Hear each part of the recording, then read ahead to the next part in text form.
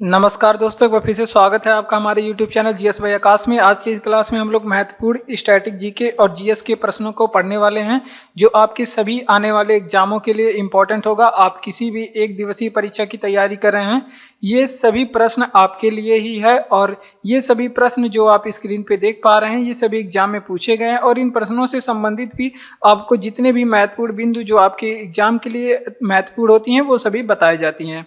तो ये आपका 48 नंबर का क्लास है जिसे हम लोग कल कंप्लीट कर लिए थे। आज हम लोग 49 नंबर के क्लास को कंप्लीट करने वाले हैं। तो 49 नंबर का क्लास यहाँ पे इंपोर्ट करेंगे। तो ये रहा आपका 49 नंबर का क्लास जिसे आज हम लोग करने वाले हैं।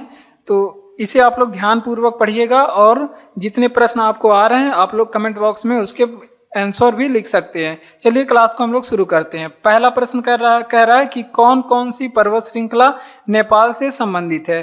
तो ये आप लोग देख चुके होंगे कि ये है आपके नेपाल पर्वत। तो पर्वत श्रृंखला नेपाल वर्ल्ड जियोग्राफी से प्रश्न है। तो इस क्लास की खास बात ये है कि आपके जीएस के जितने भी सब्जेक्ट होते हैं सभी का इसमें रिवीजन हो जाएगा। आपका इकोनॉमी, हिस्ट्री, पॉलिटी जितने भी सब्जेक्ट होते हैं जीएस में सभी का रिवीजन हो जाएगा। देखिए कौन कौन सी पर्वत श्रृंखला नेपाल से संबंधित है, यानी कि कौन कौन सी पर्वत श्रृंखला। सिंपल इसका मतलब यह है कि नेपाल में स्थित है। तो ग्रेट हिमालय तो आप लोग जानते होंगे। ग्रेट हिमालय ये कहाँ पे स्थित है? हिमालय का सबसे उत्तरी पर्वत श्रेणी है जो ग्रेट हिमालय, ये आपके नेपाल साइड में स्थित है। उसके बाद इसी में है आपका महाभारत श्रृंखला। महाभारत श्रृंखला ये भी आपके नेपाल में इसका विस्तार है। उसके बाद आप लोग ध्यान रखेंगे शिवालिक का इसका भी विस्तार कहाँ पे है? शिवालिक, इसका भी विस्तार आपके शिवालिक श्रृंखला का इसका भी विस्तार यहाँ पे नेपाल में है। आप लोग ये तीनों बातें आप लोग ध्यान रखेंगे, ठीक। आइए चलिए हिमालय से संबंधित कुछ और प्रश्नों को देख लेते हैं। जैसे आप लोग एक नाम सुने होंगे, बहुत एग्जाम में पूछा जाता होगा, अराकान योमा पर्वत के बारे में आप लोग सुने होंगे।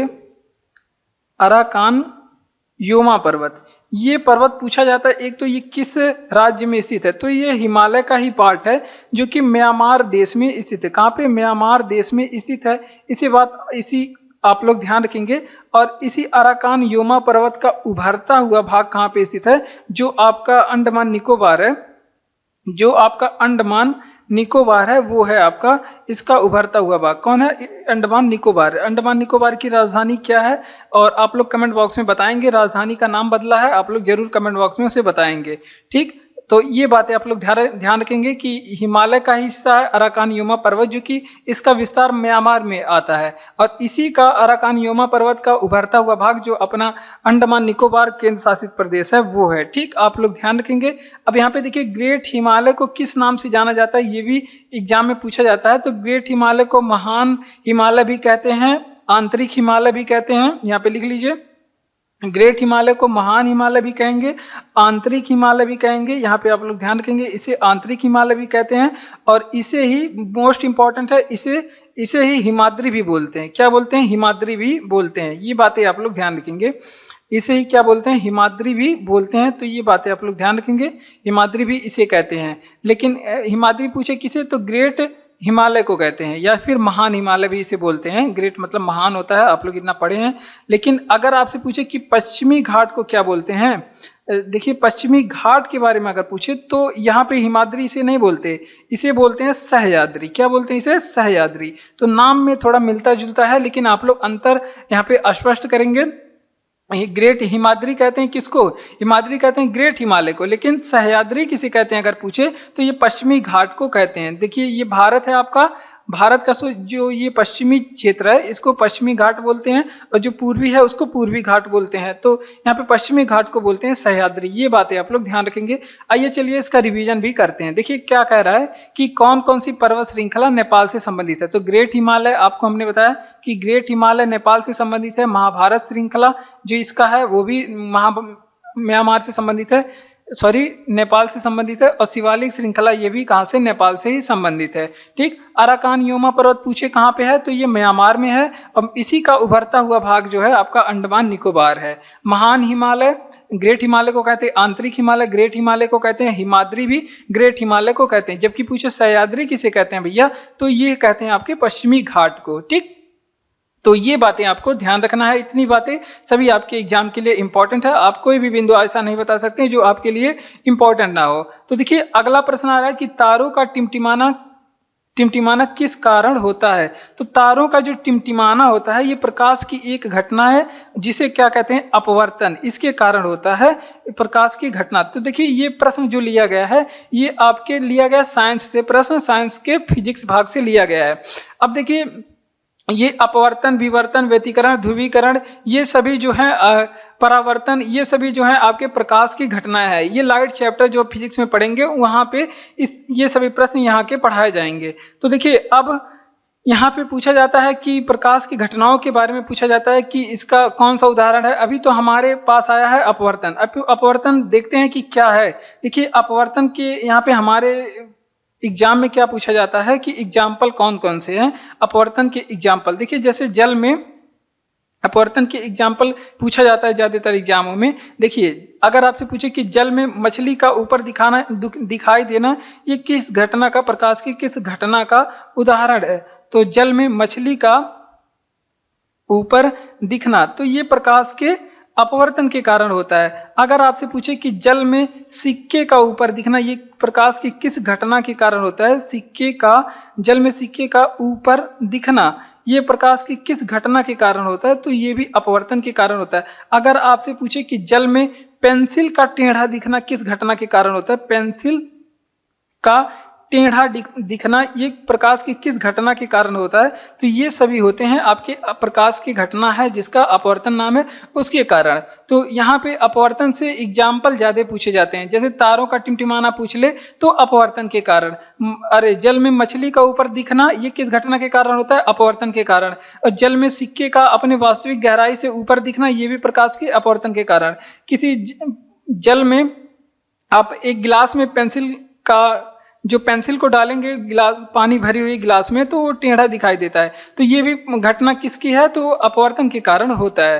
ठीक, तो ये पूरी बातें आप लोग ध्यान रखेंगे। साइंस का आपका प्रश्न था जिसे आप लोग ध्यान रखेंगे। अब देखिए यहाँ पे न्यूटन जी आ गए हैं। न्यूटन का गति का प्रथम नियम, तो न्यूटन का गति का प्रथम नियम के बारे में पूछ रहा है। तो देखिए न्यूटन जी ने 3 नियम दिए। न्यूटन जी ने गति विषयक 3 नियम दिए थे, जिसका उल्लेख कहाँ पे मिलता है, इनके नियमों का उल्लेख अगर पूछे कहाँ पे मिलता है, तो इनकी एक पुस्तिका है जिसका नाम क्या, प्रिंसिपिया। इनकी एक पुस्तिका है जिसका नाम है प्रिंसिपिया, इसमें मिलता है। तो जो न्यूटन का प्रथम नियम है, द्वितीय नियम, तृतीय नियम, टोटल 3 नियम इन्होंने दिए हैं। तो प्रथम नियम जो है उसे जड़त्व का नियम बोलते हैं। ये प्रथम नियम क्या बोलते हैं, जड़त्व का नियम बोलते हैं। अब जड़त्व के नियम में ऐसे हैं, यहाँ पे 2 उदाहरण बहुत पूछे जाते हैं। 2 उदाहरण के बारे में एग्जाम में पूछे जाते हैं कि ये न्यूटन का पहला नियम कौन से नियम का उदाहरण है। जैसे अगर आपसे पूछे कि रुकी हुई रेलगाड़ी का अचानक जो चलना, ये किस घटना के कारण होता है, रुकी हुई रेलगाड़ी का अचानक चलना, तो ये क्या होता है कि जब रुकी हुई रेलगाड़ी होती है तो उसमें जो व्यक्ति बैठा होता है वो स्थिर होता है। जैसे ही अचानक रेलगाड़ी आगे की ओर बढ़ती है या फिर कोई भी वाहन आगे की ओर बढ़ती है, उसमें बैठा हुआ व्यक्ति पीछे की ओर झुक जाता है। तो ये किस घटना के कारण होता है, तो ये न्यूटन का प्रथम लॉ है जिसे क्या कहते हैं, जड़त्व का नियम। और दूसरा एग्जाम्पल ये पूछा जाता है, जैसे चलती हुई वाहन का अचानक रुकना, चलती हुई वाहन का जो अचानक रुकना, ये किस घटना के कारण होता है, तो ये होता है आपका जड़त्व के नियम के कारण। ठीक, तो ये दोनों आप लोग ध्यान रखेंगे, तो ये न्यूटन का प्रथम नियम का एग्जाम्पल है, दोनों एग्जाम में पूछा जाता है। चलिए आइए इसका रिवीजन करते हैं कि न्यूटन का गति विषयक प्रथम नियम क्या है। तो ये है आपका जड़त्व का नियम। इसका उल्लेख कहाँ पे मिलता है, प्रिंसिपिया नामक पुस्तक में, जो कि न्यूटन का है, इसमें मिलता है। इसके 2 उदाहरण है। पहली, रुकी हुई रेलगाड़ी का अचानक चलना, इससे व्यक्ति जो है पीछे की ओर झुक जाता है। और चलती हुई रेलगाड़ी का अचानक रुकना, इसमें व्यक्ति क्या होता है, इसमें व्यक्ति आगे की ओर झुक जाता है। तो ये न्यूटन की किस घटना के कारण होता है, कौन से नियम का? तो ये न्यूटन का पहला नियम जो कि जड़त्व का नियम है उससे संबंधित है। आइए चलिए आगे बढ़ते हैं हम लोग। और अगर क्लास अच्छा लग रहा हो तो क्लास को लाइक करिए, चैनल को सब्सक्राइब करिए रोज इसी तरह के क्लास के लिए। बढ़ते हैं अपने अगले प्रश्न पे। अगला प्रश्न है कि जिस स्थान से भूकंप, तब आप इस प्रश्न में आप लोग जान चुके होंगे कि हम लोग भूकंप का अध्ययन करने वाले हैं और भूकंप वगैरह के बारे में पढ़ाया जाता है वर्ल्ड जियोग्राफी में। तो ये आपका वर्ल्ड जियोग्राफी से प्रश्न है और ये महत्वपूर्ण प्रश्न है। यहाँ से जितने भी प्रश्न बताए जाएंगे सभी आपके एग्जाम में भूकंप लाने वाले हैं। देखिए, जिस स्थान से भूकंप का उद्भव होता है, तो यहाँ पे देखिए उद्भव और अनुभव दो चीजों की बातें करता है यहाँ पे भूकंप से प्रश्न। तो देखिए उस स्थान को क्या कहते हैं? तो अगर पूछे जिस स्थान से उद्भव होता है, तो उद्भव जिस स्थान से होता है उसको बोलते हैं हम लोग भूकंप केंद्र। यहां पे लिखेंगे उसको क्या बोलते हैं? भूकंप केंद्र बोलते हैं। ये बात एक हो गई। लेकिन ये पूछा जाता है कि जहां पे सर्वप्रथम अनुभव होता है, यहाँ पे स्टार बना के लिखेंगे कि जहां पे भूकंप का सर्वप्रथम अनुभव होता है उस बिंदु को क्या बोलते हैं? तो उस बिंदु को बोलते हैं अधिकेंद्र। ये दोनों बातें एग्जाम में पूछी जाती हैं। उसको क्या बोलते हैं? उसको बोलते हैं अधिकेंद्र। और ये बातें एग्जाम में पूछी जाती हैं। अब केवल इतना याद करने से नहीं काम चलेगा। आजकल ऑप्शन में क्या होता है, इंग्लिश वर्जन इसका दे देता है। तो जिस स्थान से भूकंप का उद्भव होता है उसको कहते हैं इंग्लिश में हाइपोसेंटर। उसको क्या बोलते हैं? उसे हाइपोसेंटर बोलते हैं। तो आप लोग को दोनों याद रखना है, भूकंप केंद्र और हाइपोसेंटर दोनों याद रखना है। अगर आपसे पूछे कि जिस जगह पे भूकंप का सर्वप्रथम अनुभव होता है उसे कहते हैं एपी सेंटर। क्या बोलते हैं? उसे एपी सेंटर करके संबोधित करते हैं। तो ये दोनों बातें आप लोग ध्यान रखेंगे। अब अगला प्रश्न भूकंप से क्या पूछा जाता है कि अगर पूछे आपसे भूकंप की माप किस यंत्र से करते हैं, तो भूकंप का माप करने वाले 3 यंत्र हैं। जैसे अगर आपसे पूछे कि रिएक्टर स्केल से किस यंत्र को मापते हैं, अगर आपसे पूछे कि रिक्टर स्केल से किस चीज को मापते हैं, तो भूकंप से। अगर आपसे पूछे कि मर्केली स्केल से किस यंत्र को मापते हैं, मर्केली स्केल से किस चीज को मापते हैं, तो भूकंप को। फिर एक और आप लोग ध्यान रखेंगे, अगर आपसे पूछे कि राशि फेरल स्केल से किस चीज को मापते हैं, तो राशि फेरल स्केल से भी भूकंप को मापते हैं। लेकिन ये भूकंप मापने का सबसे ओल्ड जो है स्केल है। तो ये बातें आप लोग ध्यान रखेंगे। एक प्रश्न अगर आपसे पूछे कि भूकंप के अध्ययन को क्या कहते हैं, भूकंप का अध्ययन क्या कहलाता है, तो ये भी बातें आप लोग ध्यान रखेंगे कि भूकंप का अध्ययन सिस्मोलॉजी कहलाता है। एग्जाम में बहुत बार पूछा गया है कि भूकंप का अध्ययन क्या कहलाता है, सिस्मोलॉजी। तो ये सभी बातें आप लोग यहाँ से ध्यान रखेंगे। जिस स्थान से भूकंप का उद्भव होता है उसे कहते हैं भूकंप केंद्र या फिर हाइपोसेंटर, और जहाँ पे सर्वप्रथम भूकंप का अनुभव होता है उसे कहते हैं अधिकेंद्र या फिर एपी सेंटर। और भूकंप के माप के लिए रिएक्टर स्केल का प्रयोग करते हैं, मर्केली स्केल का प्रयोग करते हैं, राशि फेरल स्केल का प्रयोग करते हैं। भूकंप के अध्ययन को क्या कहते हैं? सिस्मोलॉजी कहते हैं भूकंप के अध्ययन को। तो ये सारी बातें आप लोग ध्यान रखेंगे। अगला प्रश्न आ चुका है, अगला प्रश्न हिस्ट्री से आ चुका है। कह रहा है कि हर्षवर्धन किस वंश से संबंधित था। तो यहाँ पे देखिए जो हमारे शासक हैं, ये पूछा जाता है कि फला वंश की स्थापना किस शासक ने किया, या फिर बहुत प्रमुख प्रश्न पूछा जाता है कि फला शासक किस वंश से संबंधित है। तो आइए इस प्रश्न में हम लोग ये देखते हैं कुछ प्रमुख राजाओं के और उनसे संबंधित वंशों के बारे में देखते हैं। जैसे हर्षवर्धन की अगर आपसे पूछे किस वंश से संबंधित था, तो ये पुष्यभूति वंश का था। पुष्यभूति वंश का प्रमुख शासक था। तो ये बातें आप लोग ध्यान रखेंगे। उसके बाद आप लोग बहुत जानते होंगे कलिंग नरेश खारवेल। कलिंग नरेश अगर आपसे पूछे कि किस वंश से थे, कलिंग नरेश, राजा कलिंग नरेश खारवेल, ये किस वंश से संबंधित थे, तो ये चेदी वंश से संबंधित थे। किस वंश से भैया थे, तो ये चेदी वंश से थे। तो ये भी बातें आप लोग ध्यान रखेंगे। अगला प्रश्न अगर आपसे पूछ ले कि अशोक किस वंश से थे, क्योंकि अशोक एक प्रतापी राजा हैं, ये किस वंश से थे, तो ये मौर्य वंश के प्रतापी राजा हैं। किस वंश के? मौर्य वंश के प्रतापी राजा हैं। अगर आपसे पूछे कि बहलोल लोधी कई बार एग्जाम में पूछा गया है, ये किस वंश से संबंधित है, तो यहाँ पे देखिए इसका टाइटल ही लोधी वंश से ये संबंधित है।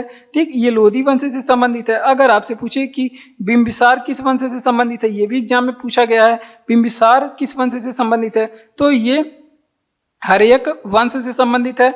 आप लोग कमेंट बॉक्स में बताएंगे कि हर्यक वंश को और किस नाम से जाना जाता है। अगर आपसे पूछे कि कुजुल कटफिशस ये किस वंश से संबंधित है?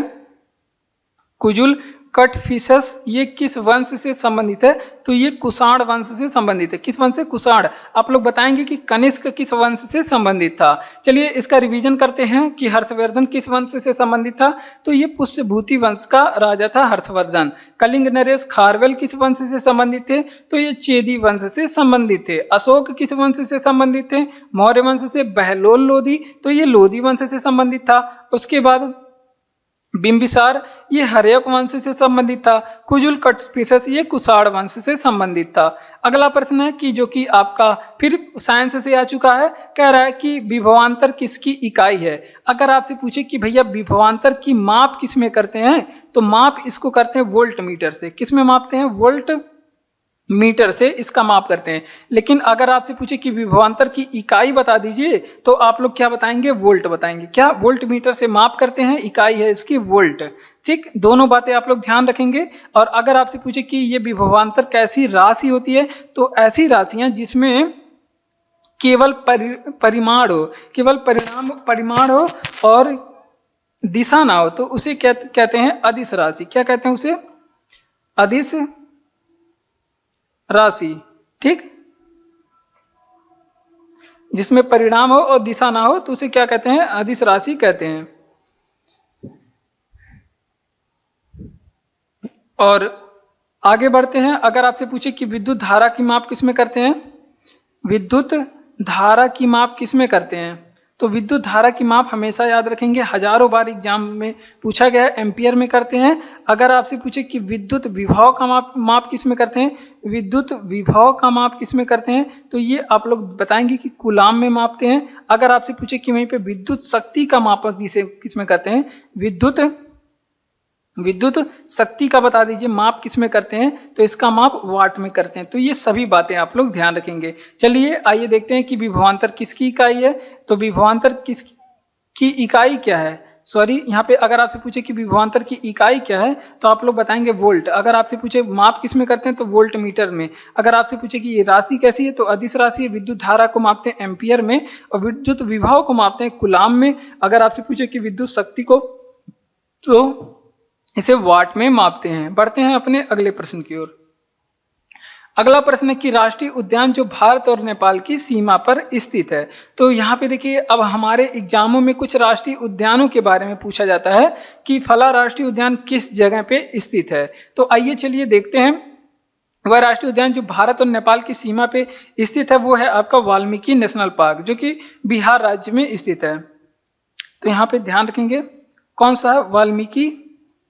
वाल्मीकि देखिए यहाँ पे वाल्मीकि नेशनल पार्क जो कि कहाँ पे स्थित है, तो इस प्रश्न का जवाब हो जाएगा वाल्मीकि नेशनल पार्क जो कि बिहार में स्थित है। अगर आपसे पूछे कि वाल्मीकि नेशनल पार्क ये किस नदी के किनारे स्थित है, तो इसका जवाब भी आप लोग ध्यान रखेंगे, ये गंडक नदी के किनारे स्थित है। किस नदी के किनारे? गंडक नदी के किनारे स्थित है। तो ये बातें आप लोग ध्यान रखेंगे। आइए चलिए कुछ नेशनल पार्क और उनके स्थानों के बारे में देख लेते हैं। जैसे अगर आपसे पूछे कि हेमिस नेशनल पार्क कहाँ पे स्थित है, हेमिस नेशनल पार्क कहाँ पे स्थित है, तो ये है आपके लद्दाख राज्य में। कहाँ पे? लद्दाख राज्य में। अगर आपसे पूछे कि यहाँ पे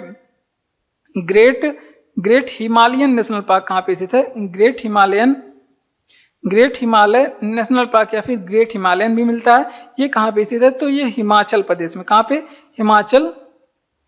ये हिमाचल प्रदेश में स्थित है। अगर आपसे पूछे कि यहीं पे मोस्ट इंपॉर्टेंट है नंदा देवी नेशनल पार्क, अगर आपसे पूछ ले कहाँ पे स्थित है, तो ये भी आपके हिमाचल प्रदेश में स्थित है। कहाँ पे? हिमाचल प्रदेश में, और सॉरी उत्तराखंड में है नंदा देवी। तो ये कहाँ पे है? नंदा देवी नेशनल पार्क उत्तराखंड में स्थित है। अगर आपसे पूछे कि कंचनजंगा कहाँ पे है, कंचनजंगा नेशनल पार्क कहाँ पे स्थित है, प्रमुख है, तो ये कहाँ पे स्थित है? सिक्किम राज्य में, भारत के सिक्किम राज्य में स्थित है। तो इस तरह से आप लोग यहाँ पे नेशनल पार्क और उनसे संबंधित राज्यों को याद रखेंगे। जैसे राष्ट्रीय उद्यान जो भारत और नेपाल की सीमा पे वाल्मीकि नेशनल पार्क है, कहाँ पे स्थित है, किस नदी के किनारे, तो गंडक नदी के किनारे स्थित है, और ये बिहार राज्य में स्थित है। कहाँ पे है? बिहार राज्य में स्थित है। इसके अलावा हेमिस नेशनल पार्क ये लद्दाख में है, नंदा देवी नेशनल पार्क उत्तराखंड में है, great Himalayan national park Himachal Pradesh में है, और कंचनजंगा नेशनल पार्क एक सिक्किम राज्य में है। तो इस तरह से आप लोग कुछ राज्य और उनसे संबंधित जो नेशनल पार्क हैं वो आप लोग ध्यान रखेंगे। अगला प्रश्न है कि अष्टांगिक मार्ग की सलाह किसने दिया था? तो ये है आपके साइंस हिस्ट्री से प्रश्न है कि अष्टांगिक मार्ग की सलाह किसने दिया था? तो भगवान गौतम बुद्ध ने दिया था। किसने दिया था? गौतम बुद्ध ने दिया था। और इस प्रश्न में हम लोग गौतम बुद्ध के बारे में पढ़ने वाले हैं। देखिए गौतम बुद्ध से क्या क्या प्रश्न पूछी जाती हैं। तो देखिए गौतम बुद्ध ने जब गृह त्याग किया था, इस घटना को क्या कहा जाता है, ये प्रश्न पूछा जाता है। तो इस घटना को कहा जाता है महाभिनिष्क्रमण। क्या कहा जाता है? महाभिनिष्क्रमण इस घटना को कहा जाता है। लेकिन गौतम बुद्ध ने जब प्रथम उपदेश दिया था गौतम बुद्ध ने, तो इस घटना को बौद्ध धर्म में क्या कहा गया? इस घटना को कहा गया धर्म चक्र प्रवर्तन। क्या कहा गया? धर्म चक्र प्रवर्तन कहा गया। तो ये भी बातें बहुत एग्जाम में पूछी जाती हैं। तो गौतम बुद्ध ने जब देह त्याग किया था, जिसको क्या कहते हैं? मृत्यु। गौतम बुद्ध ने मृत्यु जब उनकी हुई थी, तो उस घटना को क्या कहा जाता है? उस घटना को कहा जाता है महापरिनिर्वाण। उस घटना को क्या कहा जाता है? महापरिनिर्वाण। तो ये तीनों बातें आप लोग ध्यान रखेंगे, क्योंकि आपके एग्जाम के लिए इंपॉर्टेंट है। और ये पूछा जाता है कि बौद्ध धर्म में त्रिरत्न किसे कहा गया है? तो त्रिरत्न, तो देखिए ये बुद्ध धम्म और संघ को बौद्ध धर्म में क्या कहा गया? ये त्रिरत्न कहा गया। ये भी एग्जाम में पूछा जाता है, इंपॉर्टेंट है, आप लोग ध्यान रखेंगे। अगर आपसे पूछे कि बौद्ध धर्म का प्रमुख ग्रंथ कौन सा है, बौद्ध धर्म का प्रमुख ग्रंथ कौन सा है, तो ये आप लोग बताएंगे कि त्रिपिटक है बौद्ध धर्म का प्रमुख ग्रंथ। इसके 3 भाग हैं, विनय पिटक, सुक्त पिटक और धम्म पिटक। सुक्त पिटक और धम्म पिटक, तो ये आप लोग ध्यान रखेंगे, इसके 3 पार्ट हैं। तो ये सारी बातें जो हमने बताया, ये सभी आपके एग्जामों के लिए अति महत्वपूर्ण है। देखिए अष्टांगिक मार्ग की सलाह किसने दिया था? तो ये दिए थे गौतम बुद्ध जी ने। ठीक। और गृह त्याग की घटना इनकी क्या कहलाती है? महाभिनिष्क्रमण। गौतम बुद्ध के प्रथम उपदेश देने की घटना क्या कहलाती है? धर्मचक्र प्रवर्तन। पहला उपदेश दिए थे श्रावस्ती में, लेकिन सर्वाधिक उपदेश जो दिए थे सारनाथ में। मृत्यु की घटना महापरिनिर्वाण कहलाती है। बौद्ध धर्म में त्रिरत्न किसे कहा जाता है? बुद्ध धम्म और संघ को कहा जाता है।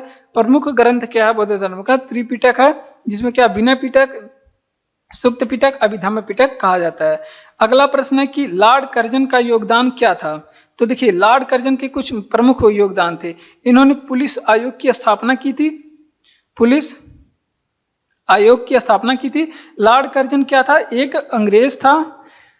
लॉर्ड कर्जन जो है ये अंग्रेज था और इन्होंने भारत में कुछ कार्य किए। वो पूछा जाता है कि योगदान क्या था? तो देखिए पुलिस आयोग का स्थापना इसने किया था भारत में। अकाल आयोग का स्थापना अगर आपसे पूछे किसने किया था, तो भी लॉर्ड कर्जन का ही योगदान है। अगर आपसे पूछे कि बंगाल विभाजन किसके समय में हुआ था, बंगाल विभाजन किसके समय में हुआ था, तो भी आपके लॉर्ड कर्जन के समय में हुआ था। और एक चीज और महत्वपूर्ण है, अगर आपसे पूछे कि भारतीय विश्वविद्यालय अधिनियम कब आया था, तो ये भी बातें अगर आपसे पूछे भारतीय विश्वविद्यालय अधिनियम ये कब आया था, तो ये आया था 1904 में। और ये भी किसका योगदान है? तो ये भी कर्जन का योगदान है, 1904 में आया था। तो ये सारी बातें आप लोग यहाँ पे ध्यान रखेंगे। ये चलिए रिवीजन करते हैं कि लॉर्ड कर्जन का योगदान क्या था। तो लॉर्ड कर्जन का योगदान था पुलिस आयोग की स्थापना, अकाल आयोग का स्थापना और बंगाल विभाजन इसकी समय में हुआ था। और भारत विश्वविद्यालय अधिनियम भी 1904 में इसी के टाइम पे ही आया था। तो ये सारी बातें आप लोग ध्यान रखेंगे। अगला प्रश्न है कि 29 अगस्त 1947 में गठित प्रारूप समिति, देखिए मोस्ट इंपॉर्टेंट चीज है प्रारूप समिति। यहाँ से एग्जाम में प्रश्न पूछे जाते हैं, कोई नहीं कह सकता कि यहाँ से प्रश्न नहीं पूछे जाते। तो इसके अध्यक्ष कौन थे ये पूछा जा रहा है। तो इसके अध्यक्ष थे B.R. अम्बेडकर जी। कौन थे? B.R. अम्बेडकर, यानी कि भीमराव अम्बेडकर जी थे। अब इसे यहाँ से क्या क्या प्रश्न पूछा जाता है? अब ये पूछा जाता है कि मसौदा समिति किसे कहते हैं, तो आप लोग बताएंगे प्रारूप समिति को ही मसौदा समिति भी बोलते हैं और इसे ही ड्राफ्ट कमेटी भी बोलते हैं। क्या बोलते हैं? इसे ही ड्राफ्ट कमेटी भी बोलते हैं। ये दोनों बातें आप लोग पहले तो ध्यान रखेंगे। अब दूसरा नंबर इसमें पूछा जाता है कि इसमें सदस्य कितने थे। इसमें सदस्य टोटल थे 7। तो 7 सदस्य 1 + 6 भी आपको मिलेगा कि एक अध्यक्ष थे, उसमें 6 सदस्य थे। अध्यक्ष भीमराव अम्बेडकर थे और 6 सदस्य थे, जिसमें से 2 सदस्यों की किसी कारणवश मृत्यु हो जाती है, उनके जगह पे कुछ अन्य सदस्य नियुक्त किए जाते हैं और ये पूछा जाता है कि किन सदस्यों की मृत्यु हुई थी और उनके जगह पे कौन से नए लोग नियुक्त किए गए थे। तो देखिए डीपी खेतान की मृत्यु हो जाती है, इसके जगह पे टीटी कृष्णाचारी नियुक्त किए जाते हैं। कौन नियुक्त किए जाते हैं? टीटी कृष्णाचारी नियुक्त किए जाते हैं। ये बातें आप लोग ध्यान रखेंगे। फिर एक और सदस्य थे जिनकी मृत्यु हो जाती है, जिनका नाम था बीएल मित्तल। बीएल मित्तल जी की मृत्यु हो जाती है, इसके जगह पे नियुक्त किए गए थे एन माधव। कौन नियुक्त किए गए थे? एन माधव। तो ये दोनों बातें आप लोग ध्यान रखेंगे। आइए चलिए रिवीजन करते हैं इस बात का। तो इस प्रश्न में देखिए भाई क्या कह रहा है, यहाँ पे कह रहा है कि 29 अगस्त 1947 में गठित प्रारूप समिति के अध्यक्ष कौन थे? तो इसके अध्यक्ष थे भीमराव अंबेडकर जी। इसे क्या कहा जाता है? प्रारूप समिति को इसे मसौदा समिति भी कहा जाता है, इसे ड्राफ्ट कमेटी भी बोला जाता है। इसमें सदस्य कितने थे? टोटल 7 सदस्य थे और जिसमें से 2 सदस्यों की मृत्यु हो जाती है। एक थे आपके डीपी खेतान जिसकी जगह पे टीटी कृष्णाचारी को नियुक्त किया जाता है और एक है बीआर मित्तल जिसकी जगह पे एन माधव को नियुक्त किया जाता है। अगला प्रश्न है कि CaCO3 किसे निरूपित करता है? तो देखिए CaCO3 जो है ये है आपका कैल्शियम कार्बोनेट। क्या है ये? इसको बोलते हैं कैल्शियम, ये है आपका कैल्शियम कार्बोनेट। तो ये निरूपित करता है कैल्शियम कार्बोनेट। इसी तरह से कुछ सूत्र भी दिए जाते हैं एग्जाम में और ये पूछा जाता है कि इसका उपयोग कहाँ पे किया जाता है या फिर इसका केमिकल नेम पूछ लेता है। जैसे CaCO3 को क्या बोलते हैं? कैल्शियम कार्बोनेट बोलते हैं।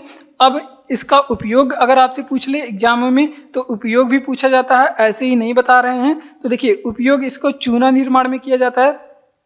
चूना, कैल्शियम कार्बोनेट का प्रयोग कहाँ पे किया जाता है? अब चूना है तो चूना निर्माण में इसका प्रयोग किया जाता है। दंत मंजन भी बनाने में इसका प्रयोग किया जाता है। दंत मंजन निर्माण में आप लोग यहाँ पे लिखेंगे कि इनका निर्माण दंत मंजन निर्माण में भी किया जाता है और सीमेंट बनाने में भी इसका उपयोग करते हैं। सीमेंट बनाने में भी इसका उपयोग करते हैं। तो ये बातें आप लोग ध्यान रखेंगे।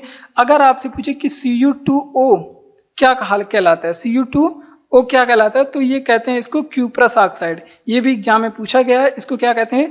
क्यूप्रस ऑक्साइड कहते हैं। ये भी बातें आप लोग ध्यान रखेंगे। अगर आपसे पूछे कि D2O को क्या कहते हैं तो इसे कहते हैं ड्यूटेरियम ऑक्साइड। क्या कहते हैं? Deuterium oxide. ठीक, ये बातें आप लोग ध्यान रखेंगे। इसे क्या बोलते हैं? Deuterium oxide. यहाँ पे बड़ी नहीं रहेगा। अगर आपसे पूछे कि HgO को क्या कहते हैं, इसे बोलते हैं मर्क्यूरिक ऑक्साइड। क्या कहते हैं इसे? Mercuric oxide. तो ये सारी बातें आप लोग यहाँ पे ध्यान रखेंगे। ये सभी आपके लिए एग्जाम में इंपॉर्टेंट है। देखिए क्या कह रहा है कि CaCO3 किसे निरूपित करता है? तो ये कैल्शियम कार्बोनेट को निरूपित करता है। इसका उपयोग चूना निर्माण में किया जाता है, दंत मंजन निर्माण में किया जाता है, वही आपकी दंत कांति और सीमेंट बनाने में भी इसका प्रयोग किया जाता है। और इसी तरह से कुछ हमारे केमिकल फार्मूला है और उसका केमिकल नेम आपको बताना है। देखिए आपसे पूछे कि Cu2O को क्या कहा जाता है तो इसे कहते हैं क्यूप्रस ऑक्साइड और D2O को क्या कहते हैं? Deuterium oxide. इसे ही भारी जल कहा जाता है। इसका प्रयोग मंदक में अभिक्रिया को नियंत्रण करने के लिए प्रयोग किया जाता है। HgO को क्या कहते हैं? मर्क्यूरिक ऑक्साइड कहते हैं। ये भी बातें आप लोग ध्यान रखेंगे। अगला इंपॉर्टेंट प्रश्न आ चुका है, कह रहा है कि तीव्र मिशन, और ये प्रश्न जो था आपके साइंस से था, आप लोग जानते हैं केमिस्ट्री से ये प्रश्न था। तीव्र मिशन इंद्रधनुष का संबंध क्या है? तो जो मिशन इंद्रधनुष पूछ ले या फिर तीव्र मिशन इंद्रधनुष पूछ ले उसका संबंध था, यहाँ पे लिख लीजिए, टीकाकरण से। किससे संबंधित था? टीकाकरण से। तो ये बहुत ही महत्वपूर्ण प्रश्न है। अब ये पूछे कि अगर इसकी शुरुआत कब हुई थी तो 2019 में इसकी शुरुआत हुई थी और इसमें क्या किया गया था आप लोग अब इसकी गहराई को समझेंगे। इसमें 8 प्रकार का टीका लगाने का बात किया गया था। आइए चलिए देखते हैं कुछ टीके के बारे में और उनसे संबंधित जो खोजकर्ता हैं उनको देखते हैं। जैसे अगर आपसे पूछे कि BCG का टीका जो है आपके किस रोग में लगाते हैं, ये भी ऐसे करके भी प्रश्न पूछा जाता है कि BCG का टीका या फिर कुछ टीकों के बारे में, या फिर आपसे पूछे चेचक का टीका या फिर पोलियो का टीका। तो ये अभी आप लोग जानते हैं कि चेचक का टीका चेचक में लगेगा, पोलियो का टीका पोलियो में लगेगा, रेबीज का टीका जो है रेबीज में लगेगा। लेकिन अगर आपसे पूछे कि BCG का टीका किस में लगता है तो BCG का टीका जो है TB बीमारी में लगता है। ठीक, टीबी बीमारी में लगता है। ये बातें आप लोग ध्यान रखेंगे। आइए कुछ टीके और उनके खोजकर्ता के बारे में देखते हैं, क्योंकि एग्जाम में पूछा जाता है। जैसे अगर आपसे पूछे कि चेचक का टीका किसने खोजा था, तो इसका खोज किए थे एडवर्ड जेनर ने। किसने किया था? एडवर्ड जेनर ने। 1000 बार एग्जाम में पूछा गया है। उसके बाद अगर आपसे पूछे कि पोलियो का टीका किसने खोजा था, पोलियो का टीका किसने खोजा था, तो इसका टीका खोजा था जोनास साल्क ने। किसने खोजा था? जोनास साल्क ने पोलियो का टीका खोजा था। अगर आपसे पूछे कि रेबीज का टीका किसने खोजा था, रेबीज का टीका किसने खोजा था, तो इसका टीका खोजा था लुई पाश्चर ने। किसने खोजा था? लुई पाश्चर ने। और सबसे ज्यादा यही टीका पूछा जाता है एग्जाम में, सबसे ज्यादा यही टीका एग्जाम में पूछा जाता है। तो बातें सभी इंपॉर्टेंट है, आप लोग सभी बातों को याद रखेंगे। क्या क्या बताया गया देखिए। कह रहा है कि तीव्र मिशन इंद्रधनुष का संबंध किससे है, तो जवाब यहाँ पे है इसका संबंध टीकाकरण से। किससे? टीकाकरण से है। शुरू कब हुआ था ये? 2019 में। कब शुरू हुआ था? 2019 में। इसमें 8 प्रकार के टीके लगाने की बात कही गई थी।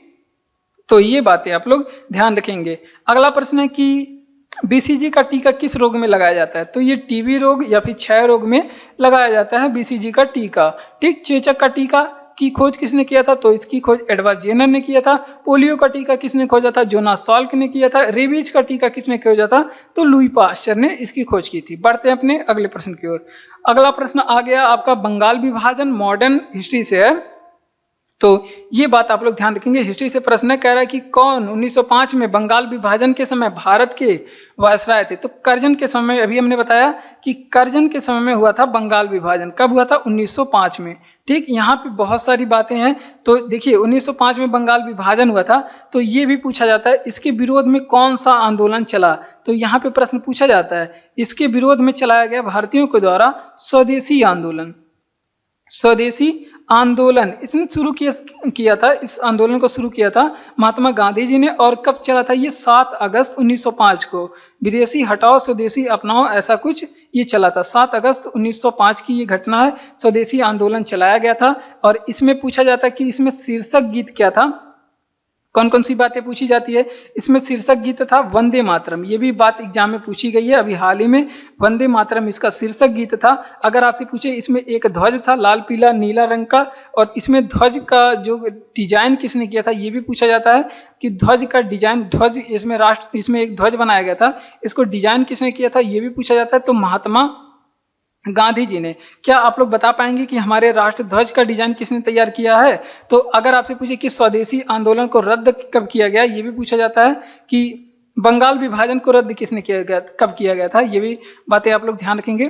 तो अगर रद्द पूछे तो इसे 2011 में नहीं, इसे 1911 में किया गया था रद्द। तो रद्द कब किया गया था? इसे 1911 में। और किसने रद्द किया था ये भी बात एग्जाम में पूछी जाती है। तो लॉर्ड हार्डिंग सेकंड के द्वारा इसे रद्द किया गया था। ठीक। तो ये भी बातें आप लोग ध्यान रखेंगे। तो ये पूरी बातें आप लोग ध्यान रखेंगे, एग्जाम में पूछा जाता है। आइए चलिए हम लोग कुछ बातें करते हैं। जैसे यहाँ पे क्या बातें हमने देखी उसका रिवीजन करते हैं कि कौन 1905 में बंगाल विभाजन के समय भारत के वायसराय थे। तो 1905 में जब बंगाल विभाजन हो रहा था तो उस समय वायसराय कर्जन थे। और ये हमारा आंसर है। क्या है? ये हमारा आंसर है। तो इसके विरोध में स्वदेशी आंदोलन चलाया गया। 7 अगस्त 1905 को स्वदेशी आंदोलन चलाया गया। इसमें एक शीर्षक गीत रखा गया, मतलब शीर्षक गीत के तौर पे रखा गया, जिसे टाइटल सॉन्ग भी बोलते हैं आजकल। तो वंदे मातरम था। और ध्वज किसने डिजाइन किया था? तो इसका ध्वज डिजाइन किया था महात्मा गांधी जी ने। शुरू भी किसने किया था अगर आप पूछे तो महात्मा जी ने, गांधी जी ने शुरू किया था। और इसे रद्द कब किया गया? 1911 में लॉर्ड हार्डिंग द्वितीय के द्वारा इसे रद्द किया गया। अगला प्रश्न है कि निश्चय पोषण योजना किससे संबंधित है? तो ये भी आपके साइंस से संबंधित प्रश्न है। तो निश्चय पोषण योजना जो ये संबंधित है तपेदिक से। अब तपेदिक हम लोग आगे चर्चा कर चुके हैं। इस किसे कहा जाता है? टीबी को कहा जाता है तपेदिक। टीबी को बोला जाता है या इसे ही क्षय रोग बोला जाता है। क्या बोला जाता है? क्षय रोग भी इसे बोला जाता है। ठीक। तो ये भी बातें आप लोग ध्यान रखेंगे। अगर आपसे पूछे कि टीबी किस कारण से होता है तो इसमें जीवाणु के कारण है। इसका कारक क्या होता है? तो ये भी आप लोग ध्यान रखेंगे। इसका कारण जीवाणु होता है। कौन सा जीवाणु होता है? तो माइक्रोबैक्टीरियम ट्यूबरक्लोसिस नामक जीवाणु के कारण होता है। कौन सी बैक्टीरिया होती है?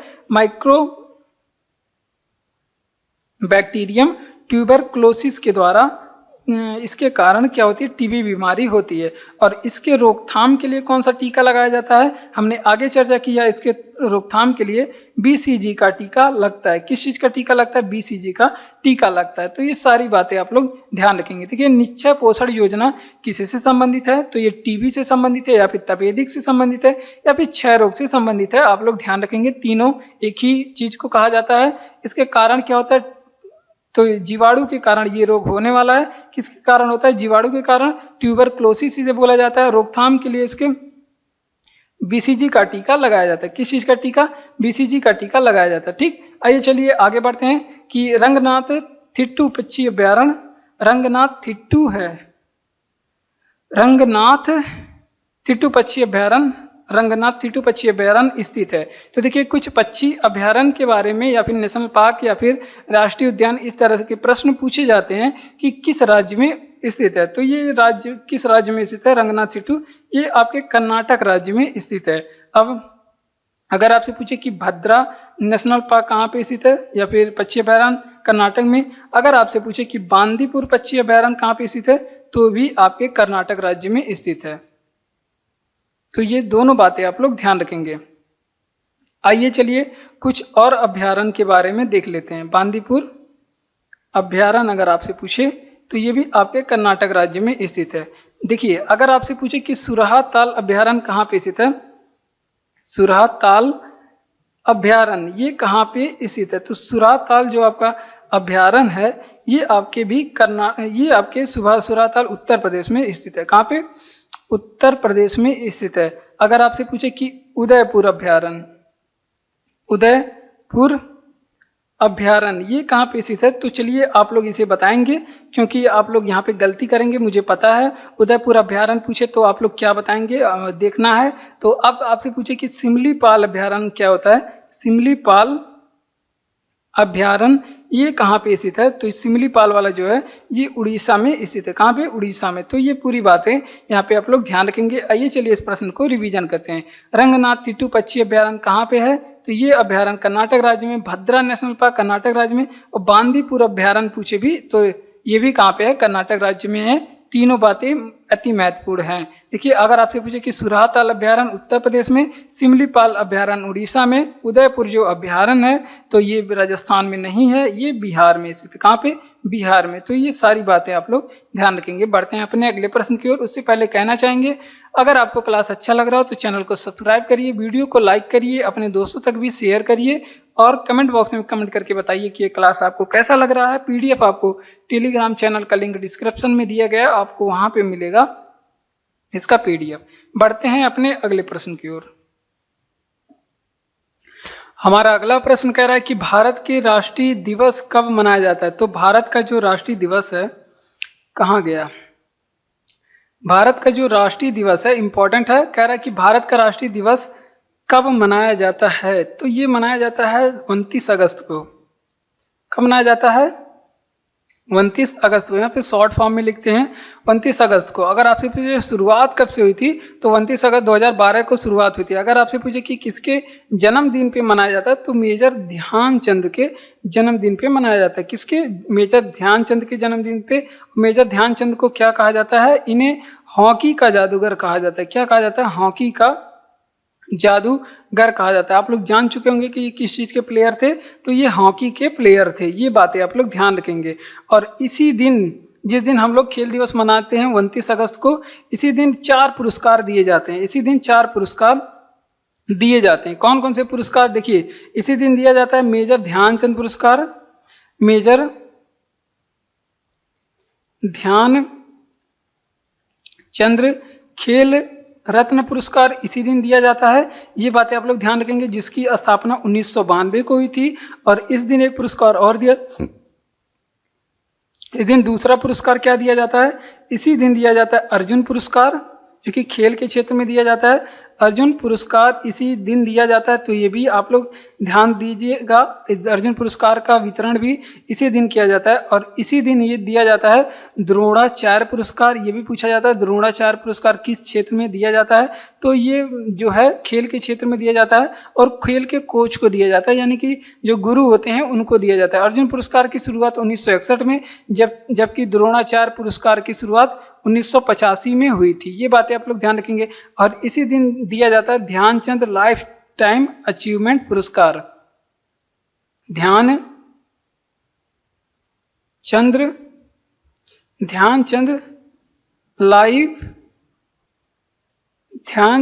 अचीवमेंट पुरस्कार भाई, अचीवमेंट पुरस्कार इसी दिन दिया जाता है। तो ये सारी बातें आप लोग ध्यान रखेंगे। इसकी शुरुआत 2002 में हुई थी, इसके दिए जाने की शुरुआत 2002 में। तो ये पूरी बातें आप लोग ध्यान रखेंगे। देखिए, भारत का राष्ट्रीय खेल दिवस कब मनाया जाता है? 29 अगस्त के दिन मनाया जाता है। 2012 से इसकी शुरुआत मानी जाती है। किसके जन्मदिन पे? मेजर ध्यानचंद के जन्मदिन पे।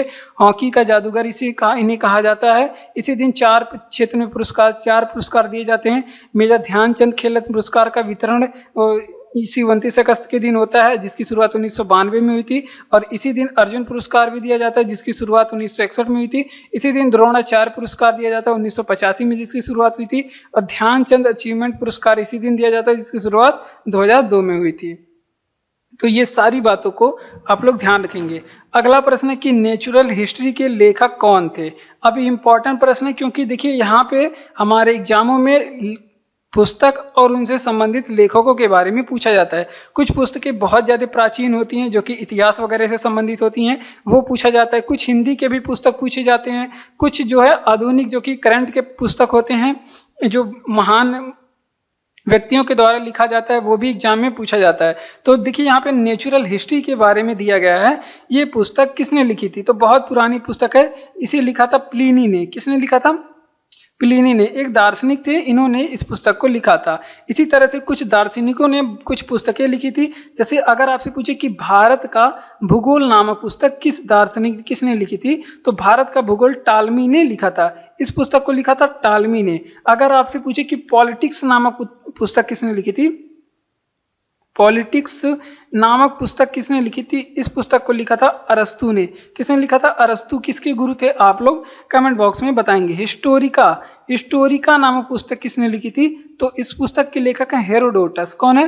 हेरोडोटस। आप लोग बताएंगे कि इतिहास का जनक किसे कहा जाता है, तो इसके जो है हेरोडोटस हैं हिस्टोरिका के लेखक।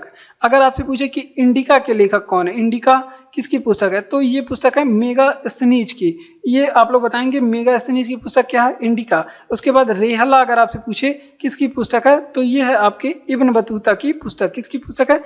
इब्न बतूता की पुस्तक है। ये का आप लोग ध्यान रखेंगे। CU की नामक पुस्तक किसने लिखी थी, तो ये आप लोग बताएंगे कि वेनसोंग ने लिखी थी। वेनसोंग किस देश का यात्री था और कहाँ किस राजा की दरबार में रहता था, ये भी बताएंगे। तो ये पूरी पुस्तकों के बारे में आप लोग ध्यान रखेंगे। नेचुरल हिस्ट्री किसने लिखी? प्लिनी ने। भारत का भूगोल टालमी ने लिखा था। पॉलिटिक्स अरस्तु ने लिखा था। हिस्टोरिका हेरोडोटस ने लिखा था। इतिहास के पिता इन्हें कहा जाता है। इंडिका नामक पुस्तक मेगास्थनीज ने लिखा था। रेहला इब्न बतूता ने लिखा था। CU की ह्वेनसांग ने लिखा था। तो ये सभी बातें आप लोग ध्यान रखेंगे। ह्वेनसांग का यात्रा वृत्तांत है। देखिए, ट्राई की स्थापना कब हुई? देखिए, ट्राई जिसे Telegram regulatory authority of India भी कहा जाता है। तो ये बातें आप लोग ध्यान रखेंगे। इसे क्या बोला जाता है? टेलीकॉम। इसका फुल फॉर्म भी पूछा जाता है, इस वजह से ये आप लोग ध्यान रखेंगे। Telecom regulatory authority of India इसको बोला जाता है। अथॉरिटी ऑफ इंडिया इसको बोला जाता है।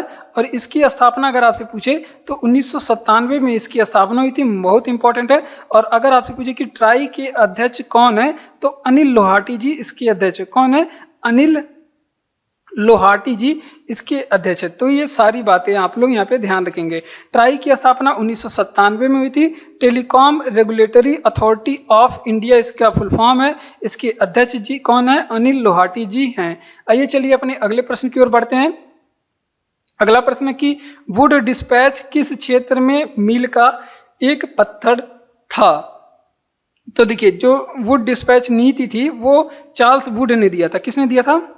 अगर आपसे पूछे कि इसे शुरू करने वाले कौन थे, तो चार्ल्स वुड इसे शुरू किए थे। अब कब शुरू किया गया था? विड नहीं, वुड वुड वुड वुड। तो इसको शुरू करने वाले कौन थे? चार्ल्स वुड थे। और इसकी शुरुआत जो है 1854 में। आप लोग डेट और कौन शुरू किया था और किससे संबंधित था, ये सभी बातें आप लोग ध्यान रखेंगे। शिक्षा से संबंधित था, इंपॉर्टेंट प्रश्न है, मजाक वाला प्रश्न नहीं है, इंपॉर्टेंट प्रश्न है, ठीक। और चार्ल्स वुड डिस्पैच नीति को ये भी पूछा गया है, इसे क्या कहा गया है?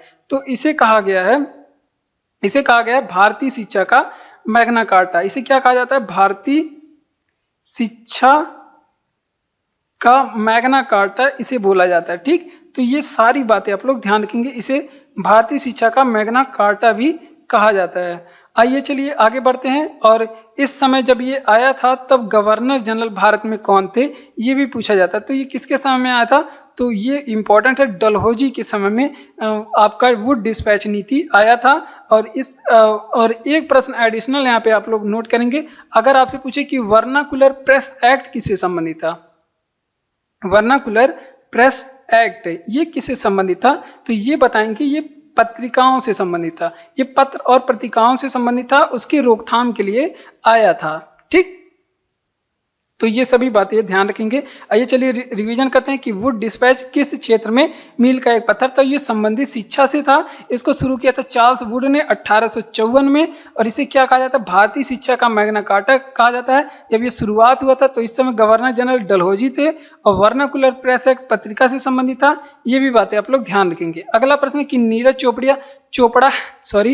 नीरज चोपड़ा किस खेल से संबंधित है? देखिए अति महत्वपूर्ण प्रश्न है। क्यों महत्वपूर्ण है? देखिए यहाँ पे खेल और उनसे संबंधित जो खिलाड़ी हैं वो प्रश्न पूछा जाता है। तो विभिन्न खेल हैं और उनसे संबंधित खिलाड़ियों को पूछा जाता है कि ये किस खेल से संबंधित हैं। तो देखिए नीरज चोपड़ा भाला फेंक से संबंधित है। इसी तरह से पीवी सिंधु की बात करें, ये किस खेल से संबंधित है? तो पीवी सिंधु जो है ये बैडमिंटन से संबंधित है। किससे संबंधित है?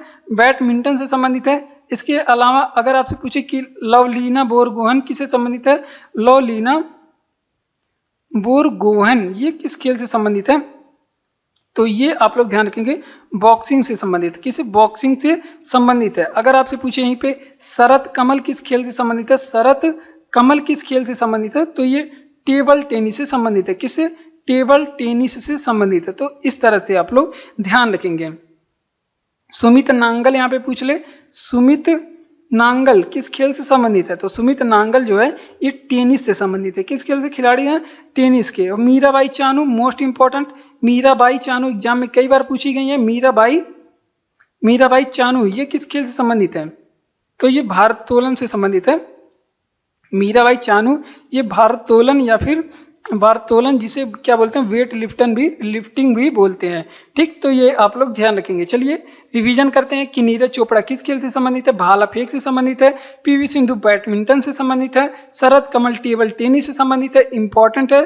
और लवलीना बोरगोहन बॉक्सिंग से संबंधित है। मीराबाई चानू इंपॉर्टेंट है, भारोत्तोलन से संबंधित है। सुमित नांगल टेनिस से संबंधित है। अगला प्रश्न है कि सुमीलित कीजिए, तो ये भी बहुत ज्यादा इंपॉर्टेंट है, वो हिस्ट्री से संबंधित प्रश्न है। अब क्या कह रहा है कि अहमदाबाद मिल हड़ताल 1918 में हुआ है, किसी से मिलाइए। खेड़ा सत्याग्रह 1918 में हुआ है। जलियांवाला बाग हत्याकांड 13 अप्रैल 1919। चंपारण सत्याग्रह 1917 बिहार में गांधी जी के द्वारा तीनकटिया प्रथा की रोकथाम के लिए चलाया गया था, ठीक। तो ये पूरी बातें आप लोग ध्यान रखेंगे। इस तरह से आप मिलान कर देंगे क्योंकि ये भी एग्जाम में मिलान के लिए पूछा जाता है। तो आजकल हम यहाँ पे मिलान वाले प्रश्न भी लेने लगे हैं, जिससे आप लोग को पता चले किस तरह से क्या मिलाना है। तो ये बातें आप लोग ध्यान रखेंगे। चलिए आगे बढ़ते हैं। अगला प्रश्न है कि पद्म विभूषण से सम्मानित तीजन बाई, मोस्ट इंपॉर्टेंट प्रश्न है भाई। तो तीजन बाई आ गए। तीजन बाई से आया दिन एग्जाम में प्रश्न पूछा जाता है, जो कि नृत्यांगना है। जो कि किसकी नृत्यांगना है? तीजन बाई। तो ये नृत्यांगना है पिंडवानी की, ठीक। तो यहाँ पे इसका जवाब लिखेंगे, किसकी नृत्यांगना है? पिंडवानी लोक नृत्य है, जो कि फेमस कहाँ पे है आप लोग बताएंगे। इन्हें 2019 में, कब? 2019 में पद्म विभूषण से सम्मानित किया गया था। इसी तरह से कुछ और खिलाड़ी हैं, जैसे बिरजू महाराज, अगर आपसे पूछे किससे संबंधित हैं, और शंभू महाराज शंभू महाराज या फिर लच्छू महाराज, ये इन सभी का संबंध किससे है?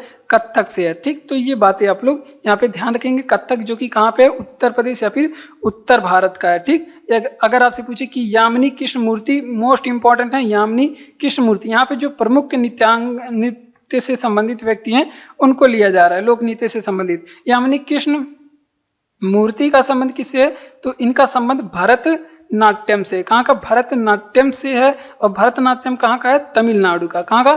तमिलनाडु का शास्त्रीय नृत्य है। उसके अलावा सोनल मानसिंह नहीं भूलेंगे, कई बार एग्जाम में पूछा गया है। सोनल मानसिंह का संबंध किस चीज से है? तो सोनल मानसिंह का जो संबंध है वो उड़ीसी से है। किससे है? उड़ीसी से है। तो ये भी बातें आप लोग ध्यान रखेंगे। राधा कृष्ण रेड्डी, अगर आपसे पूछे कि राधा कृष्ण रेड्डी का संबंध किस चीज से है? तो इनका जो संबंध है कुचिपुड़ी से है। कुचिपुड़ी, और कुचिपुड़ी कहाँ का शास्त्रीय नृत्य है? ये आंध्र प्रदेश का है। तो ये सारी बातें आप लोग ध्यान रखेंगे। उड़ीसी कहाँ का है? उड़ीसा का है। कहाँ का? उड़ीसा का। तो ठीक है, ये सारी बातें आप लोग ध्यान रखेंगे। आइए चलिए रिवीजन करते हैं कि पद्म विभूषण से संबंधित तीजन बाई का किस संबंधित है? तो पिंडवानी से संबंधित है। ये एक लोक नृत्य है जो कि छत्तीसगढ़ से संबंधित है और भी जगहों पर किया जाता है लोक नृत्य। ठीक, तो ये बातें आप लोग ध्यान रखेंगे। और इन्हें 2019 में पद्म विभूषण मिला था। बिरजू महाराज, शंभू महाराज कत्थक से संबंधित है जो कि यूपी या फिर उत्तर भारत का शास्त्रीय नृत्य है। यामिनी कृष्ण मूर्ति भरतनाट्यम तमिलनाडु का शास्त्रीय नृत्य है। सोनल मानसिंह उड़ीसी जो कि उड़ीसा का शास्त्रीय नृत्य है। और राधा कृष्ण रेड्डी कुचिपुड़ी से संबंधित है जो कि आंध्र प्रदेश का शास्त्रीय नृत्य है। तो ये बातें आप लोग ध्यान रखेंगे। अगला प्रश्न है, हिंदू स्वराज की लेखक कौन है? तो यहाँ पे फिर लेखक और उनसे संबंधित पुस्तक की बात आ गई। तो देखिए, पुस्तक और लेखकों के बारे में एग्जाम में प्रश्न पूछा जाता है। हिंदू स्वराज पूछ ले या फिर सत्य के साथ मेरा प्रयोग, बहुत ही ज्यादा इंपॉर्टेंट है। सत्य के साथ मेरा प्रयोग, माई एक्सपेरिमेंट विथ ट्रूथ, ये दोनों पुस्तकें किसकी है? तो ये दोनों पुस्तकें महात्मा गांधी जी की है। किसकी पुस्तक है? महात्मा गांधी जी की पुस्तक है। ठीक, यहाँ पे पुस्तक की बात हो रही है, महात्मा गांधी जी की पुस्तक है। ठीक, तो ये बातें आप लोग ध्यान रखेंगे। आइए कुछ पुस्तकों के बारे में जो हमारे कुछ लेजेंड लोग लिखे हैं। अगर आपसे पूछे कि गीता रहस्य पुस्तक किसकी है? गीता रहस्य पुस्तक किसकी है? तो ये बाल गंगाधर तिलक की पुस्तक है। बाल गंगाधर तिलक की पुस्तक है। अगर आपसे पूछे कि वहीं पे भारत की खोज किसकी पुस्तक है? भारत की खोज ये किसकी पुस्तक है? तो ये पीटी नेहरू, पंडित जवाहरलाल नेहरू की पुस्तक है। किसकी? नेहरू की पुस्तक है। अगर आपसे पूछे, इसे डिस्कवरी ऑफ इंडिया भी बोला जाता है। दास कैपिटल किसकी पुस्तक है? मोस्ट इंपॉर्टेंट, दास कैपिटल जो कि इकोनॉमी से संबंधित पुस्तक है, लेकिन आप लोग यहीं पे इसे पढ़ लीजिए। दास कैपिटल ये कार्ल मार्क्स की पुस्तक है। किसकी? कार्ल मार्क्स की पुस्तक है। ये भी आप लोग ध्यान रखेंगे। अर्थशास्त्र कई बार एग्जाम में हजारों बार पूछा गया, अलग अलग एग्जामों में। किसकी पुस्तक है? तो ये कौटिल्य की पुस्तक है। कौटिल्य को क्या कहा जाता है? चाणक्य भी कहा जाता है। क्या कहा जाता है? चाणक्य। इन्हें क्या कहा जाता है? विष्णुगुप्त भी इनका नाम है। ठीक, तो ये सभी बातें आप लोग यहाँ पे ध्यान रखेंगे। आइए इसका रिवीजन करते हैं कि हिंदू स्वराज की लेखक कौन है या फिर माई एक्सपेरिमेंट विथ ट्रुथ के लेखक कौन है? तो इसके लेखक है महात्मा गांधी। गीता रहस्य की पुस्तक के लेखक तो बाल गंगाधर तिलक। भारत की खोज जिस पुस्तक को लिखा था पीटी नेहरू ने, पंडित जवाहरलाल नेहरू ने। दास कैपिटल कार्ल मार्क्स की पुस्तक है। अर्थशास्त्र कौटिल्य या फिर चाणक्य या फिर विष्णुगुप्त की पुस्तक है। अगला प्रश्न है कि खमसिन किस देश का स्थानीय पवन है? तो देखिए, खमसिन और कुछ देश उनसे संबंधित पवनों को पूछा जाता है, कुछ महासागर उनसे संबंधित जलधाराओं को पूछा जाता है, कुछ देश और उनमें जो तूफान आते हैं उनका पूछा जाता है कि फला तूफान का नाम किस देश से संबंधित है, या फिर कौन से देश में कौन सा तूफान आता है। तो ये सभी बातें आप लोग ध्यान रखेंगे, क्योंकि पढ़ेंगे तभी ध्यान रखेंगे, और वो सभी आपको यहीं पे पढ़ाया जाएगा। आप लोग धैर्य रखिए, सभी चीज पढ़ाया जाएगा।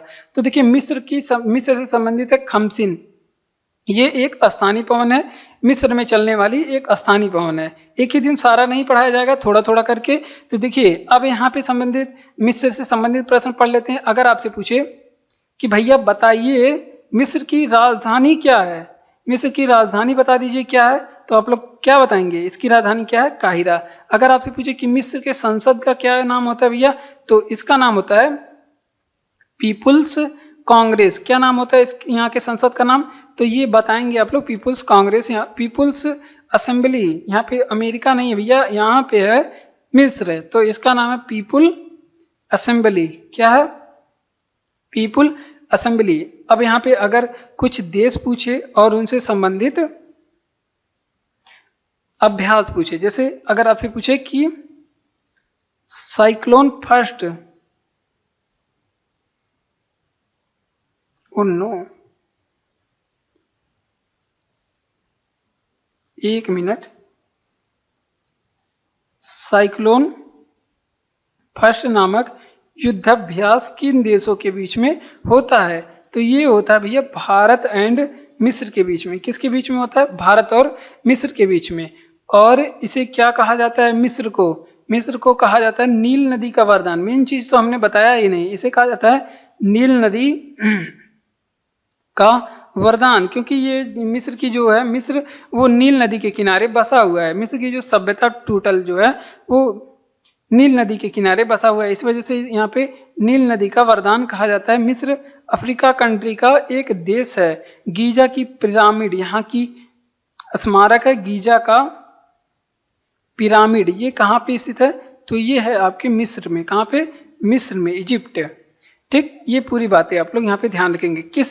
खमसिन किस देश का स्थानीय पवन है? तो ये है आपका मिस्र का, कहाँ गया भाई, मिस्र का स्थानीय पवन। राजधानी यहाँ की काहिरा है और संसद का नाम पीपुल्स असेंबली है। अगर आपसे पूछे युद्ध अभ्यास, इसमें भारत और मिस्र के बीच में साइक्लोन नामक युद्ध अभ्यास होता है। ये बातें आप लोग ध्यान रखेंगे। ये इसे नील नदी का वरदान कहते हैं मिस्र को। गीजा का पिरामिड, गीरा नहीं भैया, गीजा का पिरामिड कहाँ पे है? तो मिस्र में ही स्थित है। बढ़ते हैं अपने अगले प्रश्न की ओर। अगला प्रश्न क्या कह रहा है कि 1931 में इंडियन नेशनल कांग्रेस का अधिवेशन कहाँ पे हुआ है? तो यहाँ पे देखिए भैया तीन बातें हैं। एक बार 1931 में जो कराची वाला अधिवेशन हुआ था, ये एग्जाम में बहुत ज्यादा छेद करता है। और दूसरा वाला जो 1929 का लाहौर अधिवेशन था, ये भी एग्जाम में बहुत छेद करता है।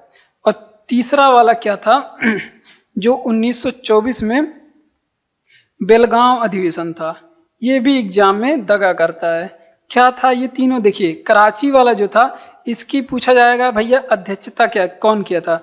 तो इसमें अध्यक्षता किए थे सरदार वल्लभ भाई पटेल। किसने किया था? सरदार वल्लभ भाई पटेल जी ने इसकी अध्यक्षता की थी। और दूसरी बात, इसमें ही निर्णय लिया गया था, इसके तहत ही गांधी इरविन समझौता हुआ था। गांधी इरविन समझौता की बात इसमें की गई थी। तो ये भी बातें आप लोग ध्यान रखेंगे। कब हुआ था? ये भी 1931 में हुआ था। गांधी इरविन समझौता अगर आपसे पूछे कब हुआ था, तो ये 1931 में हुआ था। अगर आपसे पूछे कि लाहौर अधिवेशन कब हुआ था, तो लाहौर अधिवेशन जो है ये 1929 में हमने बताया। इसके अध्यक्ष कौन थे? तो पंडित जवाहरलाल नेहरू जी इसके अध्यक्ष थे। इसमें पूर्ण स्वराज की मांग की गई थी, इसीलिए ये बहुत ज़्यादा फेमस है। पूर्ण स्वराज की मांग इसमें चली थी। बेलगांव अधिवेशन क्यों फेमस है? ये एकमात्र ऐसा अधिवेशन था जिसमें महात्मा गांधी जी ने जिसमें इसमें आंधी लाई थी। ठीक, महात्मा गांधी जी ने इसमें आंधी लाया था। तो ये बातें आप लोग ध्यान रखेंगे, इसमें गांधी जी अध्यक्षता किए थे। ठीक, तो ये तीनों बातें आप लोग ध्यान रखेंगे। 1931 में कराची अधिवेशन का अधिवेशन कहाँ पे हुआ था? तो 1931 में भैया कराची में अधिवेशन हुआ था। इसके अध्यक्ष कौन थे? सरदार वल्लभ भाई पटेल थे। और गांधी जी जो इरविन समझौता, इसी में डिसीजन लिया गया था। और गांधी इरविन समझौता पूछे अगर कहिया हुआ था, तो 1931 में। लाहौर अधिवेशन ये कब हुआ था? तो ये अधिवेशन हुआ था 1929 में। क्यों फेमस है? इसमें पूर्ण स्वराज की मांग की गई थी। पंडित जवाहरलाल नेहरू ने अध्यक्षता किया था। बेलगांव अधिवेशन 1924 में हुआ था। इसमें महात्मा गांधी जी ने अध्यक्षता किया था। और एकमात्र ऐसा अधिवेशन था जिसमें महात्मा गांधी जी ने भाग लिया था। तुलबुल परियोजना किस नदी पे है? ये आ गया आपका इंडियन जियोग्राफी से प्रश्न।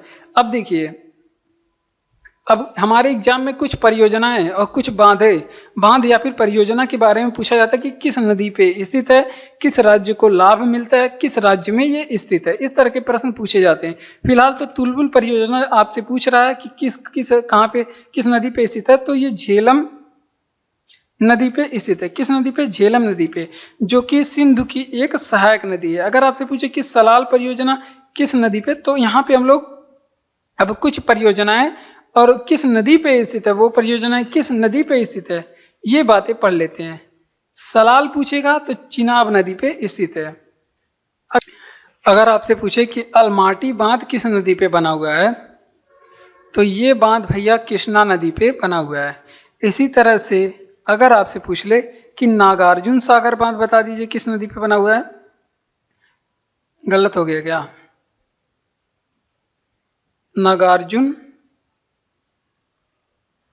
नागार्जुन सागर बांध अगर आपसे पूछ ले ये किस नदी पे बना हुआ है, तो ये भी आपके कृष्णा नदी पे बना हुआ है। किस नदी पे? कृष्णा नदी पे बना हुआ है। और ये परियोजना कहाँ पे है? आंध्र प्रदेश राज्य में है। और अलमाटी बांध अगर पूछ ले कहाँ पे है, तो ये कर्नाटक राज्य में। कहाँ पे? कर्नाटक राज्य में है। हीराकुंड बांध अगर आपसे पूछे, हीराकुंड बांध ये पूछ ले किस राज्य में है, बहुत ज्यादा फेमस है, महानदी पे बना हुआ है। और किस राज्य में है? महानदी पे। और ये उड़ीसा राज्य में स्थित बांध है। आइए चलिए इसका रिवीजन करते हैं। तुलबुल परियोजना झेलम नदी पे बना हुआ है। झेलम किसकी सहायक नदी है? सिंधु नदी की। सलाल परियोजना चिनाब पे बना हुआ है। चिनाब किसकी सहायक नदी है? सिंधु नदी की। अलमाटी बांध कृष्णा नदी पे बना हुआ है। नागार्जुन सागर बांध कृष्णा नदी पे बना हुआ है, उसके बाद आंध्र प्रदेश में है। और हीराकुंड बांध महानदी पे बना हुआ है, उड़ीसा में स्थित है। इतनी बातें आप लोग ध्यान रखेंगे। कौन सार्क का सदस्य देश नहीं है? तो देखिए जब नहीं वाला प्रश्न है तभी आप कर पाएंगे जब आप जानेंगे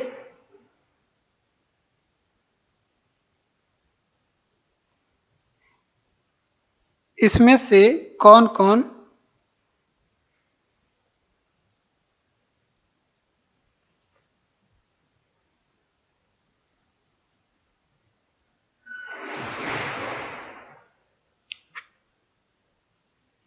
इसमें से कौन कौन सदस्य सार्क का देश है।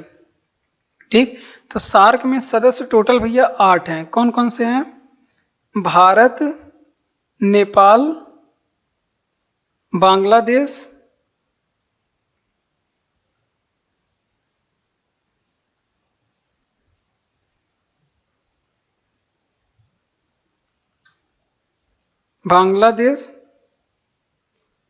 अफगानिस्तान, पाकिस्तान, मालदीव, श्रीलंका, भूटान, म्यांमार नहीं है। ये बात आप लोग विशेष करके याद रखेंगे। हो गया 4 इधर है, ऊपर भी 4 देश है, तो इस तरह से 8 देश इसमें हैं। लेकिन अब यहाँ पे सार्क के बारे में क्या इंपॉर्टेंट प्रश्न पूछा जाता है कि इसकी भैया स्थापना कब हुई थी। स्थापना पूछे 1985 में। ठीक, और 1985 में कहाँ पे हुआ था स्थापना? तो ढाका में। लेकिन अगर आपसे पूछे कि इसका मुख्यालय कहाँ पे स्थित है, सार्क का अगर आपसे पूछे कि मुख्यालय कहाँ पे स्थित है, तो इसका मुख्यालय काठमांडू में स्थित है। काठमांडू कहाँ पे पड़ता है? मुख्यालय की बात करें तो इसका मुख्यालय काठमांडू में स्थित है। ये कहाँ पे पड़ता है? नेपाल में स्थित है। कहाँ पे? नेपाल में पड़ता है। तो ये सारी बातें आप लोग ध्यान रखेंगे। नेपाल की राजधानी काठमांडू है। कौन सा देश सार्क का सदस्य नहीं है? तो 8 देश सार्क के सदस्य हैं। देखिए भारत, नेपाल, बांग्लादेश, अफगानिस्तान, भूटान, पाकिस्तान, मालदीव, श्रीलंका, ये 8 देश सार्क के सदस्य नहीं है। जब आपसे पूछे कौन सा देश सार्क के सदस्य नहीं है, तो इनके अलावा अगर कोई देश आपको ऑप्शन में दिख रहा है तो उसे आप लोग छाट देंगे। इसके अलावा सार्क की स्थापना 1885 में हुई थी। इंपॉर्टेंट है, ढाका में हुई थी, ये भी पूछा जाता है। अगर मुख्यालय पूछेगा तो काठमांडू, नेपाल बताएंगे। बढ़ते हैं अपने अगले प्रश्न की ओर। अगला प्रश्न है कि ब्लू माउंटेन पर्वत शिखर भारत के किस राज्य में है? और ये प्रश्न अति महत्वपूर्ण है। नीलगिरी पर्वत की बात यहाँ पे नहीं हो रही है। अगर आपसे पूछे कि ब्लू माउंटेन पर्वत कहाँ पे है, तो जब ब्लू माउंटेन पूछे तो आप लोग बताएंगे मिजोरम में स्थित है। कहाँ पे?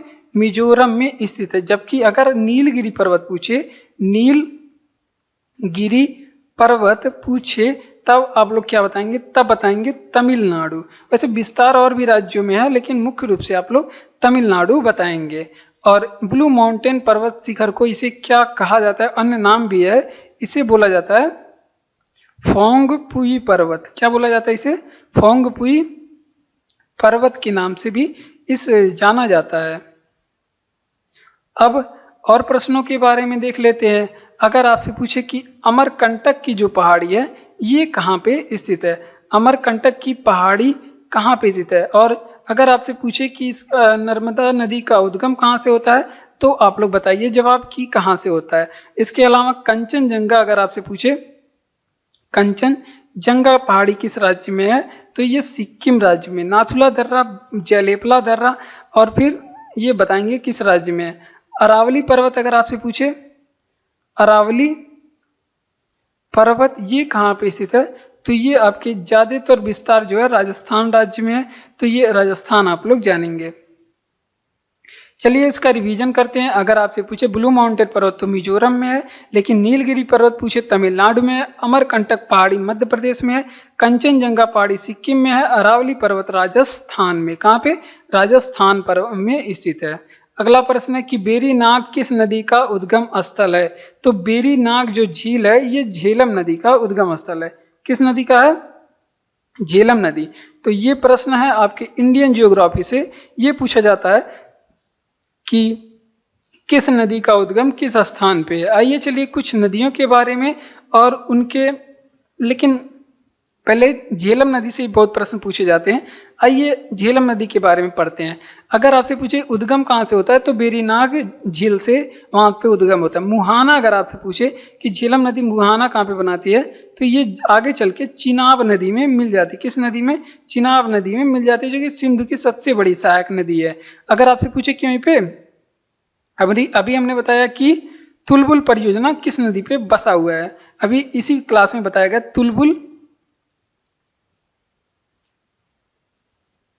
तुलबुल परियोजना ये किस नदी पे बसाया गया है तो तुलबुल परियोजना जो है ये झेलम नदी पे बना हुआ है। कहाँ पे, झेलम नदी पे बना हुआ है। अगर आपसे पूछे कि ये इस झेलम नदी के किनारे कौन सा शहर स्थित है तो इसी के किनारे आपका श्रीनगर स्थित है।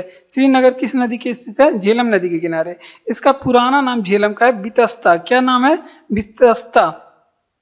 और बितस्ता का युद्ध फेमस है इतिहास में, तो किसके बीच में होता है, बितस्ता का युद्ध या फिर झेलम नदी का युद्ध। तो ये बात आप लोग ध्यान रखेंगे, सिकंदर और राजा पोरस के बीच में युद्ध हुआ था। सिकंदर और राजा पोरस के बीच में ये युद्ध लड़ा गया था। तो ये बातें आप लोग ध्यान रखेंगे, ये सभी इंपॉर्टेंट है। देखिए बेरीनाग झील का उद्गम कहाँ से हुआ है तो झेलम नदी का उद्गम जो है बेरीनाग झील के समीप से हुआ है। आगे चल के झेलम नदी मुहाना अपना चिनाब नदी में बना लेती है। तुलबुल परियोजना ये झेलम नदी पे स्थित है। ये किनारे, झेलम नदी के किनारे ही श्रीनगर जो राजधानी है आपकी जम्मू कश्मीर की वो स्थित है। और बितस्ता का युद्ध सिकंदर और राजा पोरस के बीच में झेलम नदी के किनारे लड़ा गया था, जिसे हाइडे स्पीच का युद्ध या बितस्ता का युद्ध भी बोला जाता है। ठीक, अगला प्रश्न कि प्रधानमंत्री को कौन नियुक्ति करता है, पॉलिटी का प्रश्न है, महत्वपूर्ण प्रश्न। पॉलिटी का प्रश्न है कि प्रधानमंत्री को नियुक्ति करने वाले कौन होते हैं, राष्ट्रपति। और इनके नियुक्ति का जो प्रावधान है वो अनुच्छेद, राष्ट्रपति और इनकी जो नियुक्ति करने का जो प्रावधान है वो किस अनुच्छेद में है, वो है आपके अनुच्छेद 75 में। किस अनुच्छेद में, अनुच्छेद 75 में है। अगर आपसे पूछे कि प्रधानमंत्री जी को शपथ कौन दिलाता है तो इनको शपथ दिलाते हैं राष्ट्रपति जी। कौन शपथ दिलाते हैं, राष्ट्रपति जी। ये भी बातें आप लोग ध्यान रखेंगे। अब वहाँ पे मंत्रिपरिषद में अन्य मंत्री भी होते हैं, तो मंत्रिपरिषद में केवल प्रधानमंत्री नहीं होते हैं और भी लोग होते हैं। तो अगर आपसे पूछे कि अन्य मंत्रियों की नियुक्ति कौन करता है, अन्य मंत्रियों की नियुक्ति कौन करता है, तो अब यहाँ पे जब प्रधानमंत्री बन जाएंगे तो प्रधानमंत्री नियुक्ति करने का काम तो राष्ट्रपति जी करते हैं,